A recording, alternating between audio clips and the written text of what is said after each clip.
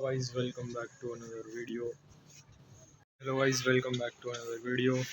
आज की वीडियो में हम देखो, मैं तुम्हें सोसाइटी का व्यू दिखाता हूँ। पहले कैसा लग रहा है यहाँ पे।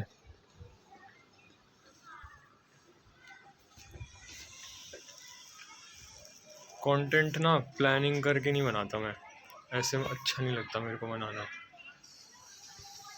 बियर प्लानिंग के कंटेंट बनाऊंगा मैं।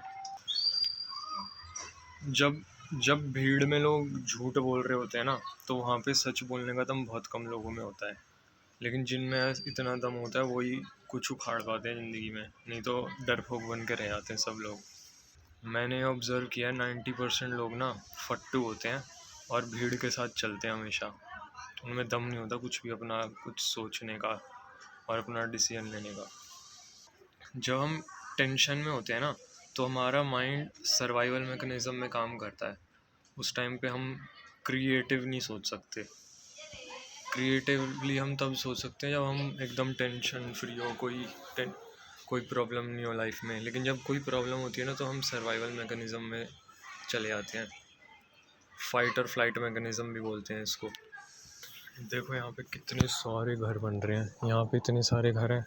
ऊपर से वहाँ पे देखो, वहाँ पे इतने सारे घर हैं।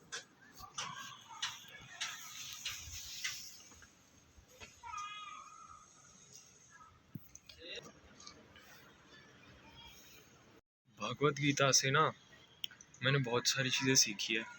एक चीज़ सीखी है कि हमें ना, जब हम कोई गलत काम नहीं करते तो किसी से डरना नहीं चाहिए। चाहे कितना भी बड़ा तोप हो, भिड़ जाओ, लड़ जाओ।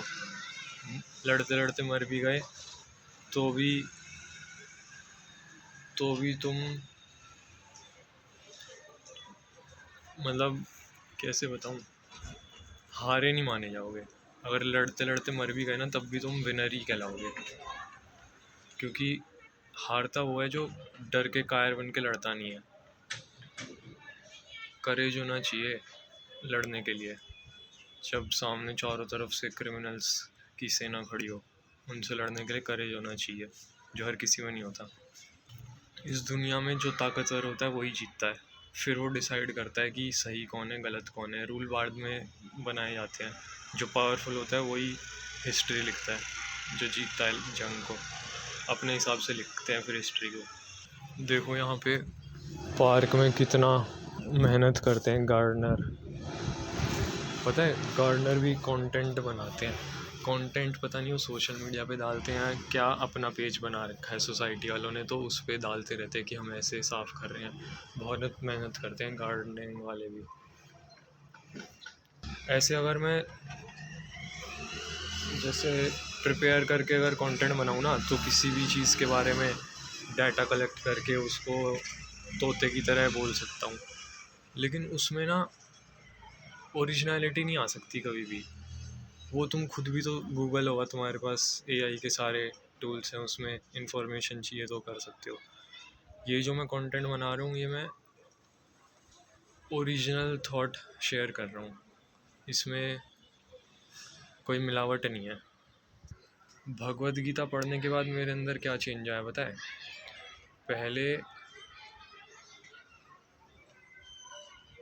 पहले ना मेरा दिमाग जब प्रॉब्लम आती थी तो पैरालाइज हो जाता था।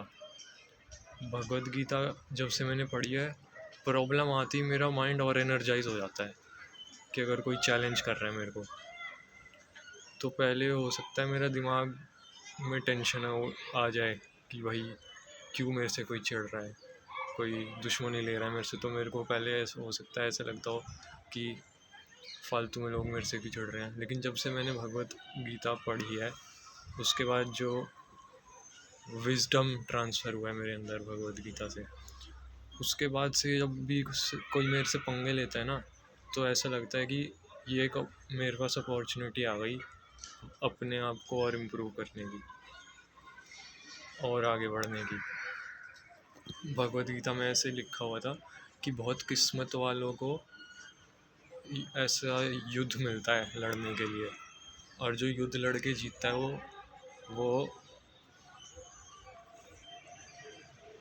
बहुत, क्या बोलते हैं, जो युद्ध करके जीत जाता है सच्चाई के लिए जो युद्ध लड़ता है उसकी बहुत हर जगह पे वाहवाही होती है, इज्जत होती है, मतलब रिस्पेक्ट मिलती है उसको, जो सच्चाई के लिए लड़ के जीतता है। जब मैं स्कूल में था ना, तो एक ही डायलॉग मेरे को वहाँ पे सुनने को मिलता था बार बार, keep quiet and sit down, keep quiet and sit down, चुप रहो और बैठे रहो, चुप रहो और बैठे रहो। ये एक तरह से गुलाम बनाया जा रहा था हमें। मेरे को ये बिल्कुल पसंद नहीं आता था dialogue, keep quiet and sit down. जब मैं स्कूल में था ना, और उस टाइम पे ऑनलाइन मैं देखता था स्पीकर्स को कंटेंट बनाते हुए, अपनी ब्रांड बिल्ड करते हुए, तो मैं सोचता था जैसे ही मैं स्कूल से बाहर निकलूँगा ना, जैसे ही मेरा स्कूल ख़त्म हुआ, तो एकदम से मैं उस लेवल पे चले जाऊँगा जिस लेवल पे ये लोग गए हैं। लेकिन फिर जैसे टाइम निकलता गया, तो मेरे दिमाग में बहुत सारे चेंज होते गए, उसकी वजह से टाइम के हिसाब से एक्सपीरियंस बढ़ता गया।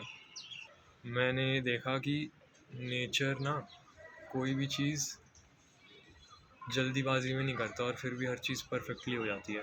इसलिए हमें कभी जल्दीबाजी नहीं करनी चाहिए किसी चीज़ की, हर चीज़ का सही टाइम आता है,